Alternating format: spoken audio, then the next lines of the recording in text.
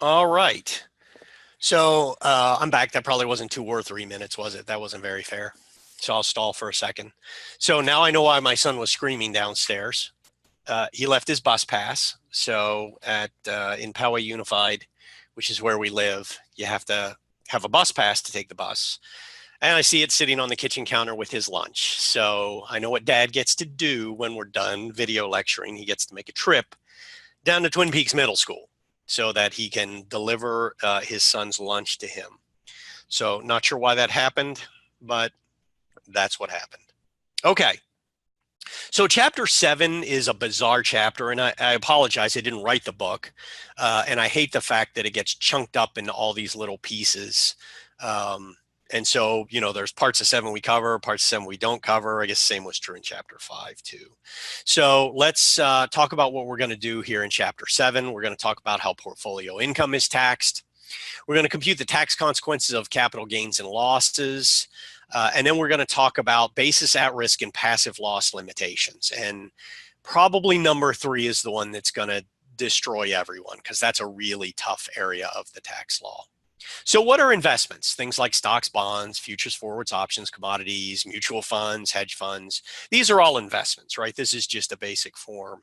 And so there are some that are more complex, however, like an oil and gas leasing partnership, or you could be a silent partner in some business, right? Just an investor, you take a passive role, like an angel investor in the joint venture world. So we're going to break down income for this chapter, and you'll see there's sadly a variety of ways that income gets segregated and categorized for tax purposes, and the overlap isn't always perfect. But the income we're going to talk about this time it's either portfolio income or it's income from a business, and it can be income from a business in which you are a passive investor, or it can be income from a business in which you are an active investor. And we're going to talk about what all those mean, but understand that active includes salary and self-employment, right? So if I'm an employee, I'm generating an active form of business income. Okay, so we have lots of different ways we could invest. And portfolio income we think of as income from interest and dividends. And we already know that income from muni bonds is tax exempt.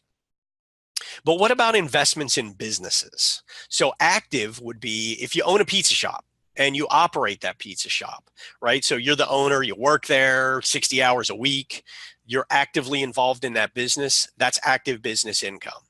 If, on the other hand, you have a partnership investment into a partnership that owns a building and you are not involved in the management of that building, that's a passive investment. And don't worry, we're going to break that down further later on. Okay, so portfolio interest, let's start with interest. So interest is generally taxed at ordinary rates, and it's generally earned when you receive it. So cash basis taxpayers, for sure, that's when it's earned. Otherwise, it's earned over time. So the book goes into original income discount, market premium. We're not going to cover those. Those are better for 503. But that's really more of the earned over time strategy. U.S. Treasury notes and bonds are taxable federally, but they're not taxable at the state level. And again, we talked about that in chapter 5.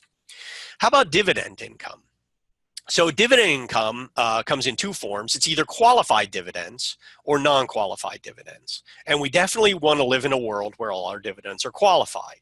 So qualified dividends are paid by domestic or certain foreign corporations, and you have to have held the stock for a certain length of time. And the length of time for qualification probably beyond the scope of this course, but there's some number of days you had to have held the stock pre-ex dividend, et cetera, et cetera. So the reason you want qualified dividends is because they are subject to preferential rates. So generally, dividends are subject to a 15% rate. However, they can actually be subject to 0% if your income is below a certain amount, or 20% if your income is above a certain amount. And you can see on the right hand of the page, I've included the chart that shows where those breakpoints in the income are for whether you're 0, 15, or 20%. So this is one of the glitches in the 2017 Tax Cuts and Job Act, is that these look like the same thing as the ordinary income bracket. So if you look at married filing jointly, what's the cutoff for, I think, before it gets to 22%? Well, it's 77,400. So the glitch is when they built the capital gains thresholds, they built them using the 2017 tax rate structure adjusted for inflation, as opposed to using the 2018 tax brackets that were initiated through the new tax law. So there's this bizarre misalignment between the cutoffs between the capital gains chart and the ordinary tax brackets. And you can go look in your table pack, and you'll see that there's a slight difference between these cutoffs, and it's kind of frustrating. In any event, non-qualified dividends, so let's say they're either paid from a foreign corporation or you hadn't held the stock long enough, those are just taxed as ordinary income. There's no preferential treatment for a non-qualified dividend. All right, let's go into capital gains and losses now. So we should know that character counts. And when we discussed the conversion concept, the conversion tax planning variable back in module 1, we saw that character was one of the things that mattered because it can change, because now we know there are preferential rates, right? Clearly a dividend has a preferential rate over interest. So character counts, and we know that because we have a number of individuals who have displayed high degrees of character, but not always everyone. And we know it counts in taxes because of these differences in rates. And capital treatment for gains is generally preferred to ordinary treatment for gains. So the general rule is that gains and losses are ordinary. So in the world of gains and losses, you should think of it as, okay, the general rule is everything's ordinary, unless it's from the sale of a capital asset. Then it's a capital gain or loss. So obviously, to generate capital gains and losses, we need to know what capital assets are. Don't worry, we're going to get there. But there are a number of exclusions to these rules where you could have a non-capital asset but still generate a capital gain. And those exceptions are under Section 1231, 1245, unrecaptured under 1250 if you sell a collectible, etc. We're going to cover some of these when we get to chapters 10 and 11, but for now, just know that there are some exceptions. Okay, so what is a capital asset? Well, unfortunately, the code doesn't define a capital asset. So it says that a capital asset is anything that is not a capital asset. Yes, that is exactly what it says. So qualification as a capital asset also can depend in part on the purpose for which the taxpayer is using that asset. And understand that both individuals and corporate taxpayers generally prefer capital gains to ordinary income. Individuals for preferential rate treatment, corporate taxpayers, we'll talk about that later. Okay, so what is not a capital asset? This list of items under Section 1221 is not a capital asset. And I probably want to draw your attention to a handful of these. Some are, frankly, a little less important. So number one is inventory. So when you sell inventory to a customer in the ordinary course of business, that's not a capital asset, that's ordinary income. If you sell trade or business property, so if you have a car or an equipment or building or a factory or whatever it might be, and you use it in a trade or business, that's not a capital asset. Sorry about that. Accounts and notes receivable acquired in the ordinary course of trade or business. That's like the sale of inventory, not a capital asset. And then there's a handful of other things that are generally a little less important. So that would mean that if it's not a capital asset, it's an ordinary asset, right? So that's assets used in a taxpayer's trade or business. Any business assets held for less than a year. And when we get to 1231, you'll see why that's true. That's not in this module, but you'll eventually get there. So inventory, accounts receivable, machinery and equipment, these are all ordinary assets. If you sell ordinary assets at a gain, you recognize an ordinary gain that's taxed at ordinary rates. If you sell ordinary assets at a loss, you deduct the loss against your ordinary income as well. So Thura, if you want to, you can mute your picture. Everyone else has, it's up to you. And you can mute your volume, but that just gives you the opportunity to not pay attention and not have everyone else see you. So Brad loans Stacy $20,000 so she can start a new business. Unfortunately, Stacy's business fails, as many new businesses do. and she's unable to pay Brad anything. So Brad deducts that loss as a short-term capital loss. That's regardless of the timing. It doesn't matter if Brad loaned her the money 5 years ago, 5 days ago, 5 weeks ago. Personal bad debts are always treated as a short-term capital loss. Okay, so this chart is from chapter 10 in your book. And so you'll see that, look, we're not there yet, but I think it bears worth looking at right now. So you can see that holding period defines whether your asset is long-term or short-term. If it's a trade or business asset, if it's held short-term for 1 year or less, that's an ordinary asset. If it's long-term, it's 1231, and don't worry, we'll get there. If it's an investment or personal use asset, right, those are capital assets because that's not on the not list. So Thora, if you want, you can go into the bottom left corner and click on the stop camera button if you want to take your Post-it off your camera lens. That's up to you. There you go, you got it. So inventory and accounts receivable, they're just always ordinary. Okay, we'll cover that in chapter 10, which we've talked about. Okay, I love this chart as well because this is a nice summary of how you treat capital gains and losses for individuals versus corporations. So again, individuals, most capital gains are taxed at 15%. It could be 0%, it could also be 20%. What we're going to do is not worry about that stuff, at least not yet. That's better spent in 503. We're not going to spend really any time on unrecaptured 1250 or collectibles because businesses don't get mixed up in that. Only individuals do. So corporations, on the other hand, do not enjoy preferential rates. So if a corporation generates a capital gain, it's treated like any other form of income. Are there limitations on losses? Well, for individuals, there are. So individuals can only deduct up to $3,000 of a net capital loss against their ordinary income. However, losses can be carried forward indefinitely.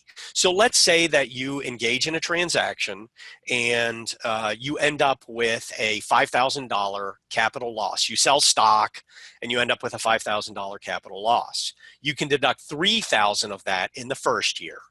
And then the remaining amount you'll have to carry forward to next year. Okay, so corporations, on the other hand, cannot offset any of their net capital loss. So basically, if they have a capital loss, the only thing you can offset it with is a capital gain. Net capital losses can be carried back for 3 years or forward for 5 years to offset capital gains in those years. Okay, remember the character planning variable. Deductions are worth more at a higher marginal tax rate. And we'd rather pay lower marginal tax rates on our income or gains. So if we just assume ordinary rates are 35 and long-term capital rates are 15%, then what kind of gains do we want and what kind of losses do we want? So let's say we have a $1,000 gain. The tax on that, if it's an ordinary gain, is $3,500. The tax on that, if it's a capital gain, assuming 15%, is $1,500. So it sounds to me like we'd prefer our gains to be capital. But if we have a loss, the ordinary benefit is $3,500 and the capital loss benefit is only $1,000 because it's only at 15%. As a result, it seems like we would prefer, I don't know why that says 1,000, right? Plus it should be $10,000 gains and losses. My bad. So $10,000 gain, $10,000 loss. And it would be a cap loss benefit of $1,500.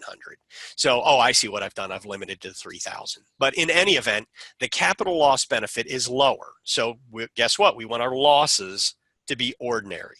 And that is going to reveal itself to us later. But this really shows us the importance of holding periods. Because remember, long-term gets the preferential rate. Short-term capital gains are treated the same as ordinary income and would pay at ordinary rates. So what's it mean to be long-term? That means that it's held for more than 1 year. And so this is my favorite piece of cocktail trivia. So the next party you go to, I want you to make sure you have this conversation with whoever you meet because it's just utterly fascinating. Well, okay, it's not fascinating, but it's an interesting piece of tax trivia. So let's say that I buy stock on February 28th, and then I hold it, and the following year is a leap year. And so I sell it on February 29th. Have I achieved a long-term holding period? Well, look, I've held it for 366 days, but under the tax law, you actually have to hold it for 12 months. And so as a result, I don't get long-term until March 1st. I just think that's fascinating, but that's because I'm a total tax geek. Okay, so recall the following. Love it, learn it, know it. Super important. Amount realized minus adjusted basis is realized gain. To the extent there's no deferral or exemption, that becomes recognized gain. So that brings up this idea of holding period complexities. So Mr. Vargas purchases 40 shares of Cheesecake Factory stock on June 2nd. Have you noticed I love the Cheesecake Factory? On June 2nd for $30 a share. And then a little bit later, so about a month later, he purchases an additional 60 shares for $35 a share. And then in December of that year, he sells the 30 shares for $33. So the question is, what is his amount realized, his adjusted basis, and his realized and recognized gain or loss? And one of the methods we can use to calculate this gain or loss is first in, first out. So if we do first in, first out, the first shares that he bought were the $30 shares. And so we calculate his adjusted basis based on the $30 shares, and we'd have a $90 realized and recognized gain or loss. If, on the other hand, we use the system known as specific identification, and specific identification requires you to inform your broker that you're specifically identifying the shares you want to sell. And let's say that he specifically identifies them as the old shares. He says, no, I specifically identify the shares that I purchased in June are the ones I sold. Well, then he'd get the exact same gain or loss, right? Because the basis is 30.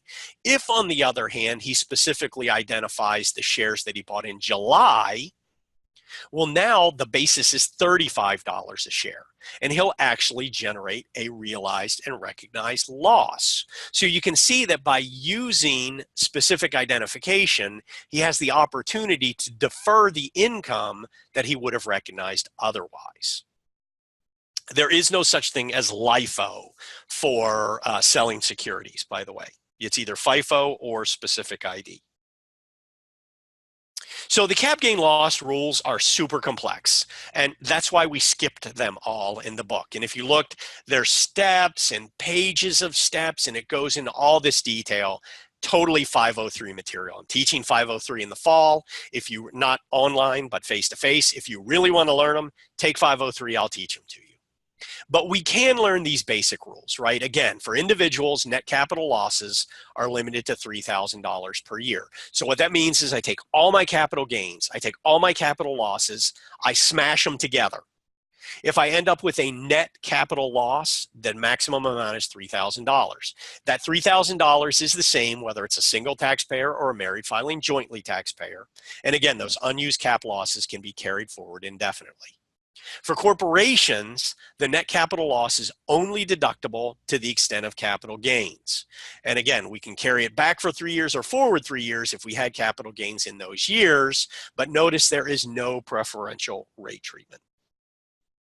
So Arnold has the following capital gains and losses. So he's got a $13,000 capital gain, an $8,000 capital loss, a $3,000 long-term capital gain, and a $12,000 long-term capital loss.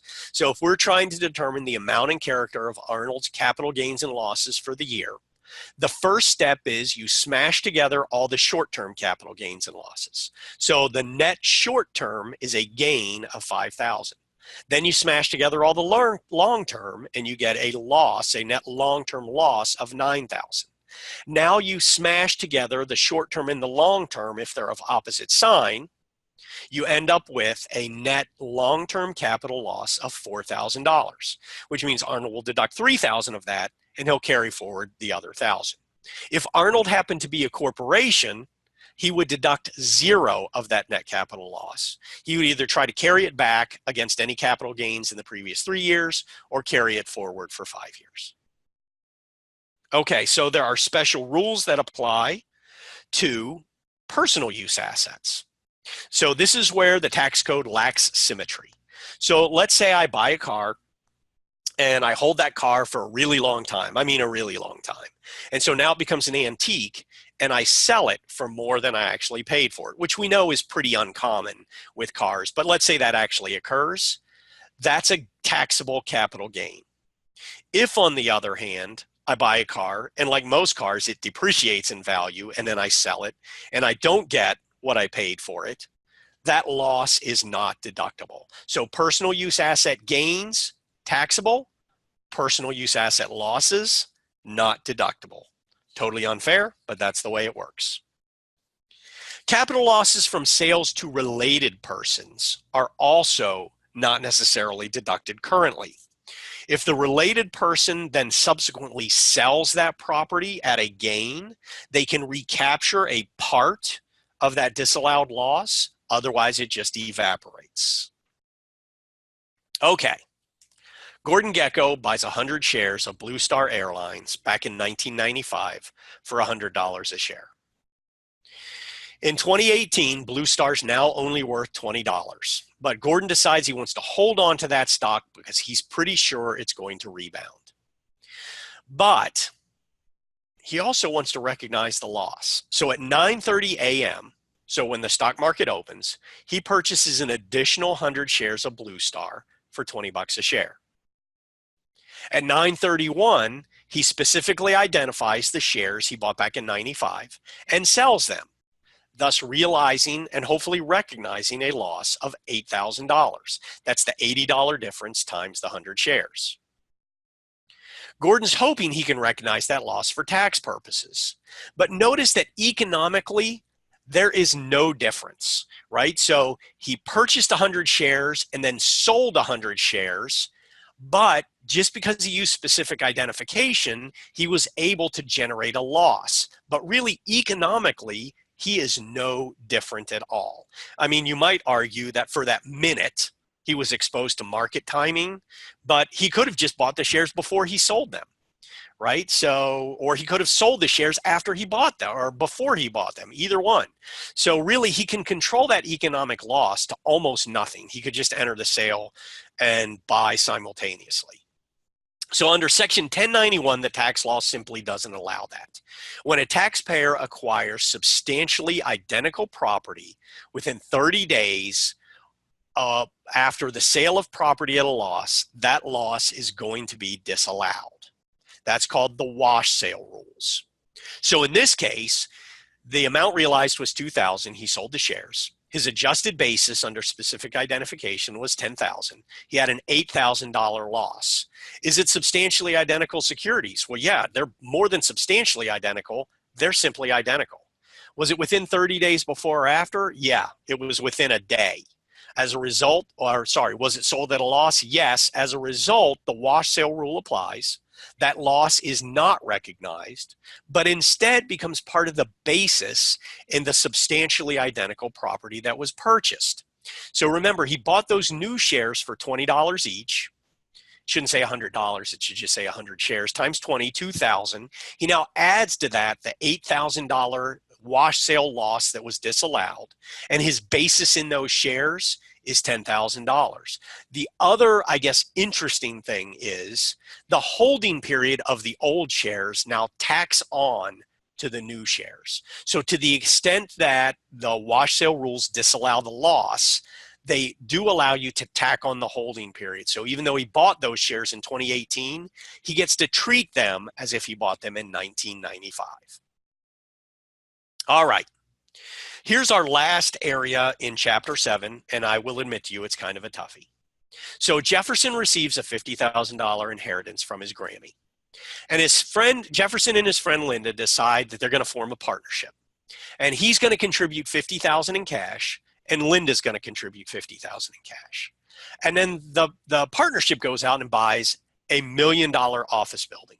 And the way, of course, it does that is it has to take out a loan. So the partnership then hires a management company, it generates rental income, but it also has massive depreciation deductions because it's got a $1 million asset. And so even though it has positive cash flow, it generates a tax loss. So let's look quickly at the chart on the right, and we can see that if I calculate as cash flow, right, I've got profit before depreciation of $5,000. Then when I throw in depreciation, there's actually a tax loss.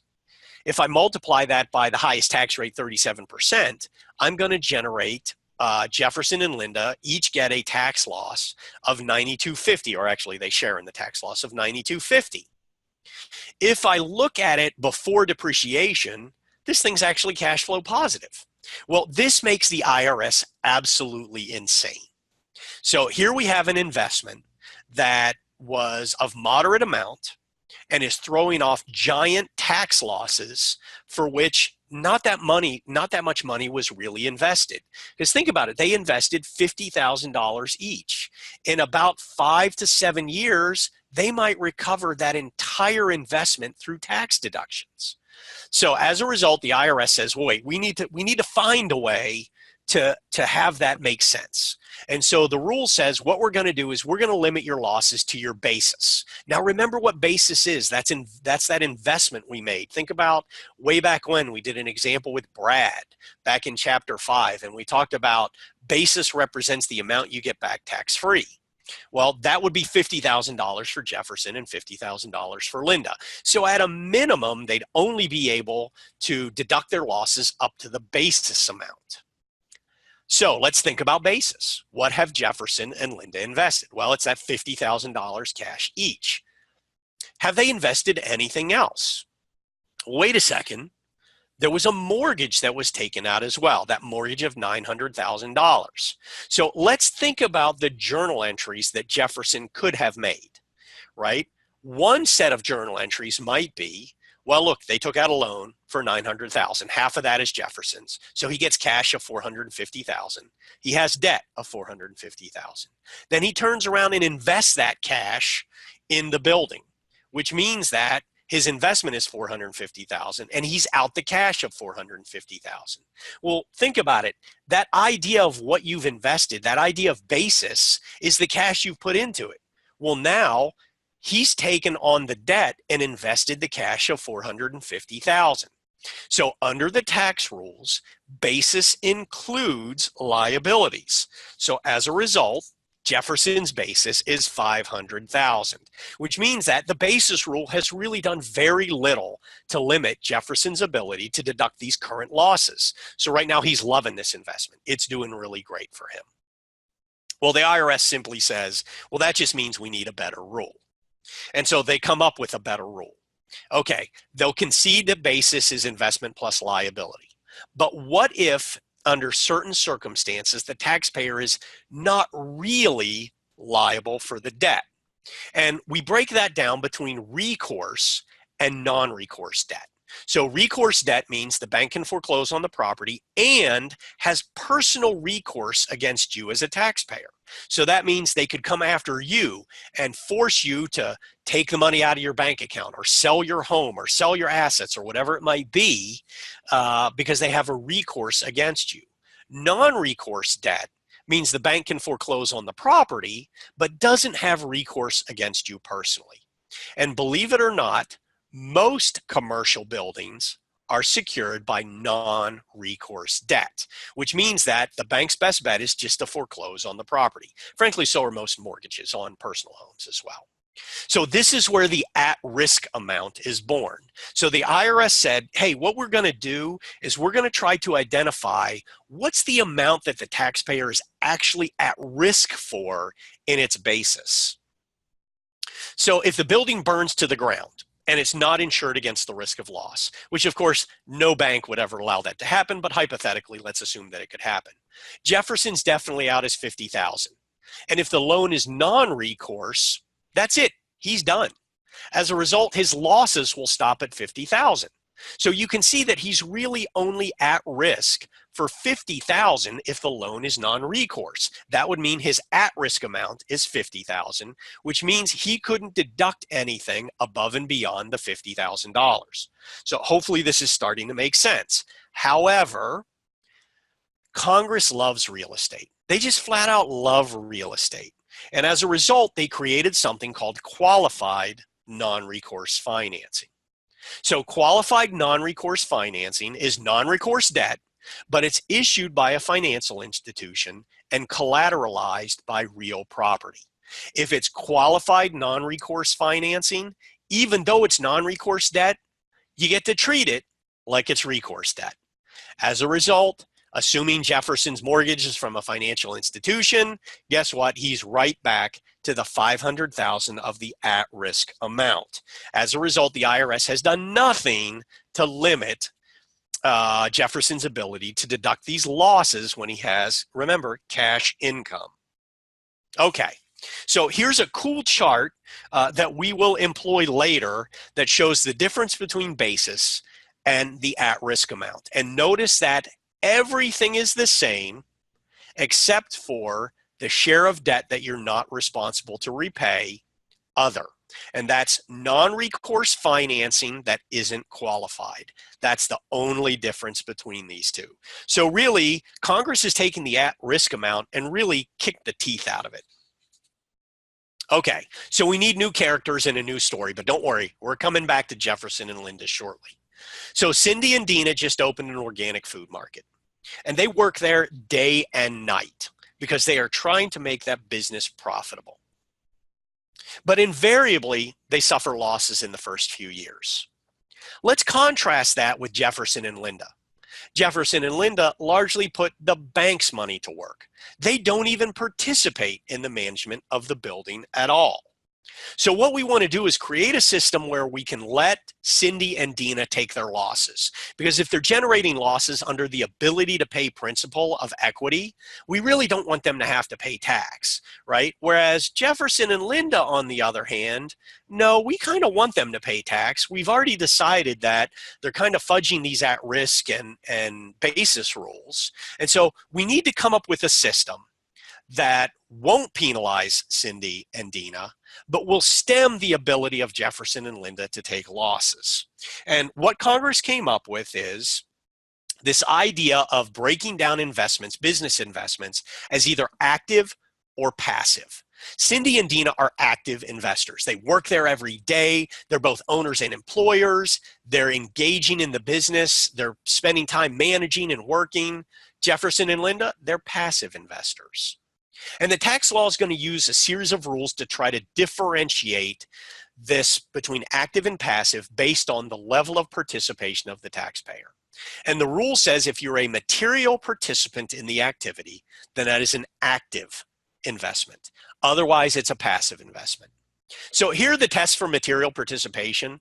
Again, no reason to memorize these, especially in an online course where you can just look at them if you really need to. But you can see they all measure kind of what is your work effort investment in this. Are you participating in a material way? So that's really what they get at. A passive activity is any activity which involves the conduct of a trade or business in which the taxpayer does not materially participate. So for example, if you're a limited partner in a partnership, under most partnership law in most states, limited partners are not allowed to engage in management. As a result, by default, they're passive. Generally, this is the one that really gets a lot of taxpayers. Generally speaking, participants in a rental activity are deemed to be passive. Okay, so if you own rental properties, they're treated as passive irrespective of the amount of time you spend on them. Now, there are some exceptions to that rule, and we'll get to those eventually. Okay, so passive losses are only deductible to the extent you also generate passive income. This is the loophole that has, or not the loophole, this is the rule that's been developed to close the loophole that Jefferson and Linda have been jumping through, right? So passive losses only deductible to the extent of passive income. So think about Dina and Cindy. They can totally deduct their losses. Jefferson and Linda, only to the extent they have some other activity that's generating passive income. Okay, so that brings us back to this, and hopefully now we understand how we can categorize income into these three categories. That was weird. Okay, so Jeff purchases an interest in a limited liability company for $20,000. And his share of the debt in the LLC is $30,000. None of this debt is secured by real estate or real property. So like a corporation, a limited liability company protects Jeff from the LLC's creditors. Jeff's share of loss for the current year is $60,000. How much of that loss is limited by his tax basis? And how much of that loss would be limited by his at-risk amount? Okay, so his tax basis we can calculate. That's the $20,000 he invested in it, plus remember his share of debt, which is $30,000. So his basis is $50,000. So he can deduct up to $50,000 of that loss under the basis rules. The remaining 10% is what they call suspended, which means it can be carried forward in case he generates more basis. What about his at-risk amount? So his at-risk amount is only the $20,000. And the reason that's true is because that debt is non-recourse debt. He's not liable for it. He's got the limited liability shield, and as a result, there's no recourse against Jeff for any of that debt. His at-risk amount is only $20,000. Now here's where this rule gets even more complicated. You can only deduct the amount under the at-risk limitation that made it through the basis limitation. So as a result, he could deduct $20,000 under the at-risk limitation, but $30,000 of that loss is suspended under at-risk. So to be clear, there's a $60,000 loss.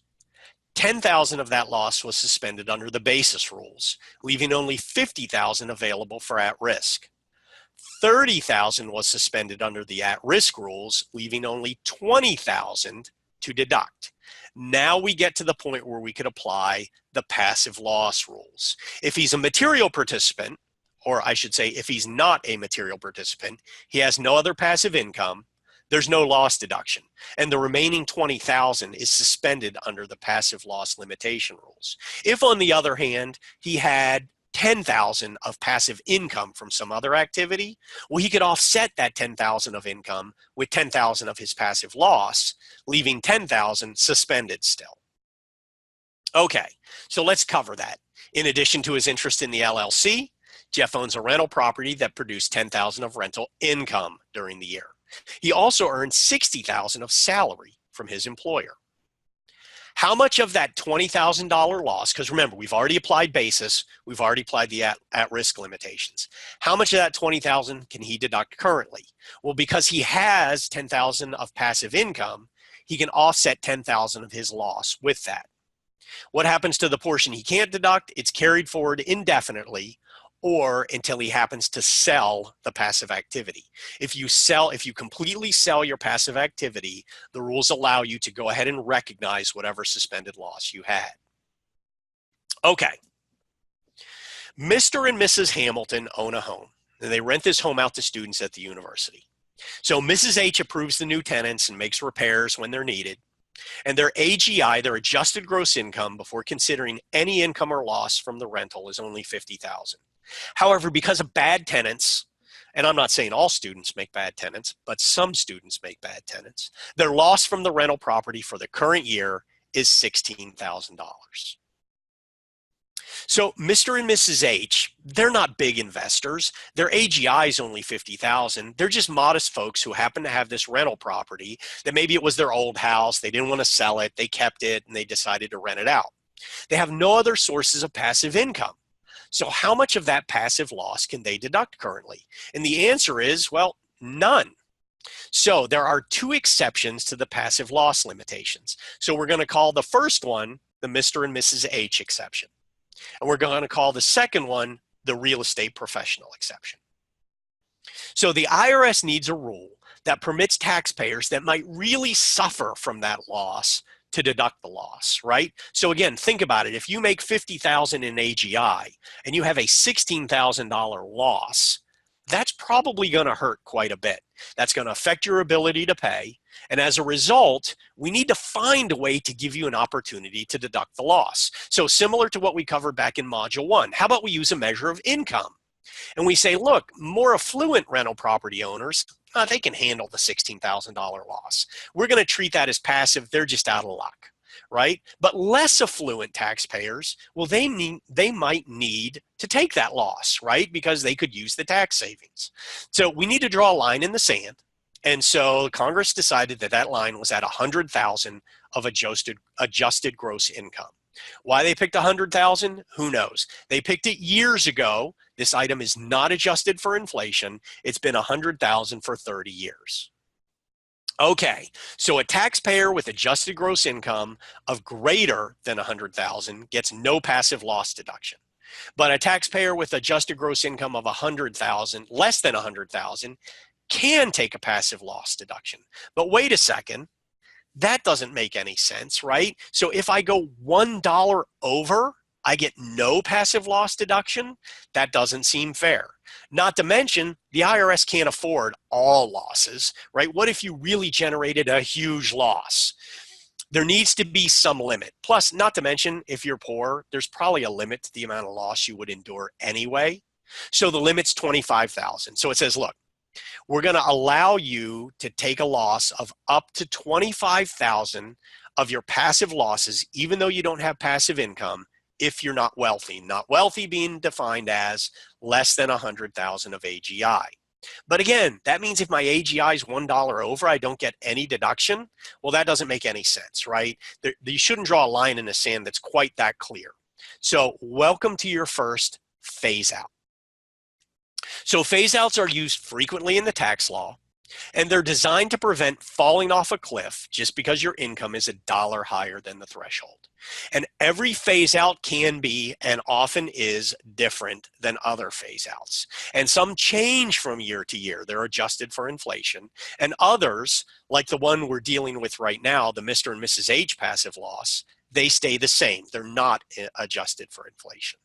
Okay, so how do you qualify for the Mr. and Mrs. H exception to the passive loss limitation rules? Well, the first is you need to be an active participant in a rental activity.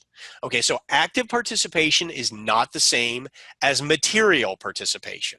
It's a lower standard. So active participation means you are active in some way in the management. So recall that Mrs. H found the tenants and did some of the maintenance. That's enough. Even if she didn't perform the maintenance herself, but rather went out and found the plumber to unclog the toilet or whatever it might be, that's enough to reach the active participant level.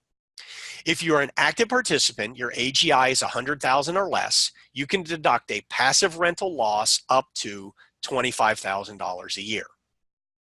For each dollar that your AGI is over 100,000, the $25,000 limit is reduced by 50 cents.